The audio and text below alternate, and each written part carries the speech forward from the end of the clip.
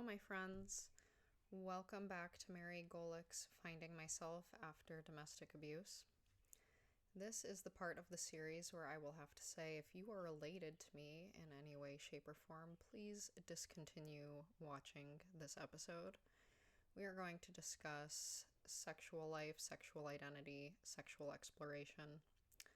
I would not like any of my aunts or uncles or cousins, especially male family members, watching any part of this video. Please and thank you. Further, anybody who has a passing curiosity or anything like that, it might not be a good video for you. We will be discussing BDSM, casual sex, some element of self-harm, and however, if you are someone who's looking for someone to relate to going through some of these experiences, this might be a very good video for you. Also might not be for someone with very sensitive moral sensitivities. So I've put that out there. That is my disclaimer. All of these topics are vulnerable, but if you thought I was going to skip sexual identity, then you were mistaken because it's very real and it's very important. I am going to be a little bit more eyes down in this video because the electronic version I typed for some reason no longer exists. So I have a paper document that I'm referencing. Without further ado, the sexual and romantic piece of identity after domestic abuse. As you know, each episode is a different aspect, and I just want to remind you that all of these pieces actually took place stacked on top of each other chronologically. So my health issues, mental health issues, this piece, the issues with my kids, the betrayal from my friends, it was all stacked on top of each other. But we are parsing it out to take a closer look at each aspect.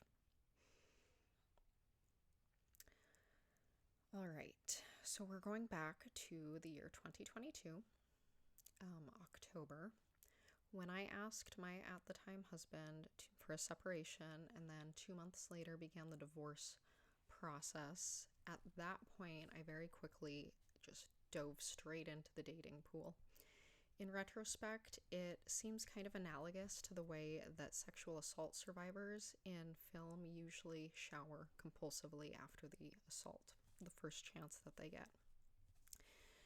It's never necessarily a logical choice in a certain sense, but nonetheless, it does make sense. And the reason that I say this is because I had this feeling of wanting to kind of wash my ex off of me sexually, not just physically, but also emotionally, like my emotional self and soul.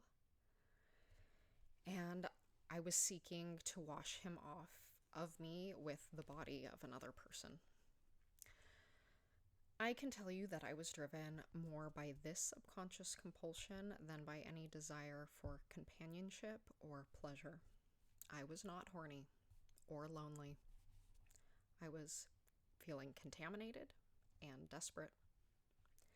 Nonetheless, I acknowledge with gratitude to the universe that things never got too terribly risky.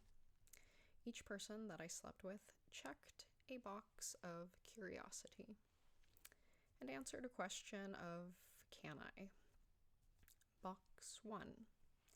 Can I / what would it be like to have sex with someone other than him, my ex? My ex and I were both virgins when we got married. He was the only person I had known sexually and the only relationship I had known romantically.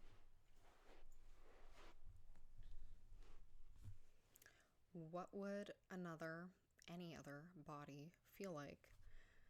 How would they treat me? Would I have it in me to go through with it with someone I barely knew? I felt like I had to. I hated the idea of that asshole being the only sex life I ever knew. I felt compelled that I had to rip off that band-aid. And I did. It was nice, and the person that I was with was kind and agreeable and interesting. It could not have been a better first experience after leaving. The fellow, however, did not like that all I wanted was sex, so we never spoke again. Fair. Lover number 2 checked the box of what would it be like to have someone who only wanted the sexual piece of a relationship, but not really the emotional romantic piece. I wanted somebody who put a lot of energy into the sexual piece and could make it kinky and hot. Really what I wanted was a dom, or a dominant. So I tried testing out conversations with a few people, on dating apps and things. But it never really progressed to the bedroom until someone that I had previously worked with, a colleague, saw me on Tinder and reached out for a drink. Somehow the way he spoke to me was exactly what I was looking for. And whether it was the heat of the moment or some other reason, I also trusted him immediately, before even meeting for the drink. The drink became dinner, became us naked on his bed. I've never eaten a meal with somebody where the energy felt that dynamic and electric. I lost all sense of time and my surrounding. I lost sense of who I was. I felt suspended in the experience of being with him, and nothing else mattered. At his house, things didn't exactly play out like I'm sure you're expecting. I apparently dissociated. Did I lose time? I'm not sure. I do remember him staring at me with genuine concern and wrapping me in a blanket. I didn't understand what was happening. Now, my husband had seen me in a couple very dangerous physical situations and several emotional breakdowns without as much as looking at me or asking if I was okay. My husband had impregnated me without my consent, coming into the room while I was sleeping. But now, I was being wrapped in a gray fuzzy blanket and soothed like a baby. This isn't what I came here for. I felt comforted, but also confused and overwhelmed. New emotions germinated in me that I didn't feel prepared to experience. I was seen, honored, and respected. There's no such thing as good or bad emotion, there's just emotion. Suddenly, I was feeling things that I hadn't practiced feeling in a long time, if ever. This person and I maintained a rocky relationship for the next year. Eventually, the instability caused by such intense emotions led to a break in communication. It was just too much to maintain. But don't worry, it comes back. So I kept moving forward in my checklist, checking my boxes. Next, I thought I would try BDSM one more time. I was so obsessed with my special friend, the one I just discussed, that I literally cried thinking about him while I was having sex. So using sex as a type of emotional self-harm was checked off the list, and I decided not to do that anymore. I moved on to another sexual project. One result of my relationship with my ex was that I questioned my own sexual worth.